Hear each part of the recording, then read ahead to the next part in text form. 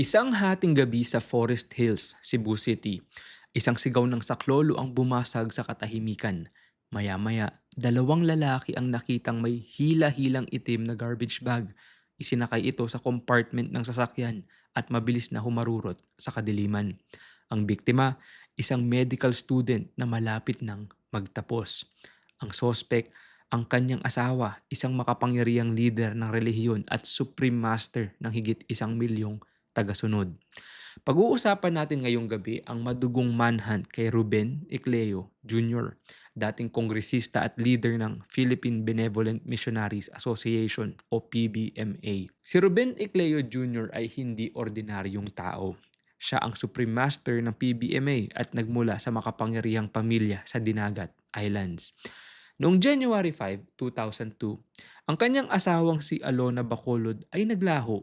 Ayon sa kapatid ni Alona, narinig niya ang hiyaw ng kapatid bago niya nakita si Ruben na pawis at nanlilisik ang mga mata. 3 araw matapos ang gabing yun, isang nabulok na bangkay ang natagpuan sa isang bangin sa Dalaguete, Cebu. Nakasilid ito sa garbage bag at balot ng tape. Sa pamamagitan ng suot nitong alahas, kinumpirma ng pamilya. Si Alona nga ang nasa loob ng garbage bag. Dito na nagsimula ang masalimuot na pagtugis.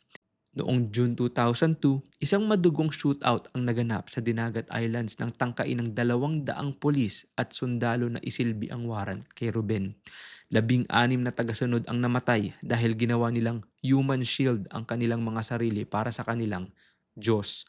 Pero hindi doon nagtapos ang lagim. Sa araw na sumuko si Ruben, isang gunman ang pumasok sa bahay ng pamilya Bacolod sa Mandawi at pinagbabaril sila. Patay ang mga magulang at 2 kapatid ni Alona. Pati ang private prosecutor na si Arbet Santa Ana Yongko ay pinaslang din sa loob ng kanyang opisina. Sa kabila ng mga krimen, nakalaya si Ruben noong 2004 sa pamamagitan ng piyansa. Nagawa pa niyang manalo bilang congressman noong 2010 bago tuluyang magtago muli. Ang hatol, noong 2012, hinatulan siyang guilty sa kasong parricide. Ang parusa, habang buhay na pagkakabilanggo. Pero nasan si Ruben? 14 na taon siyang naging most wanted fugitive.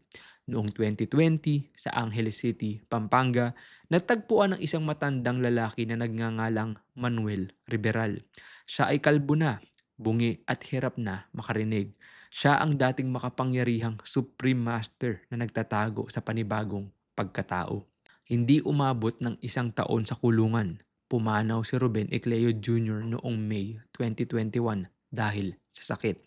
Matagal na panahon siyang naging malaya habang ang pamilya Bacolod ay halos maubos sa paghahanap ng katarungan. Ang tanong na naiwan, sapat na ba ang ilang buwan sa likod ng rehas para pambayad sa buhay ng isang asawa, mga biyenan, mga kapatid at isang abogado? O masasabi nating sa huli, ang kamatayan na mismo ang sumingil sa kanyang utang sa batas.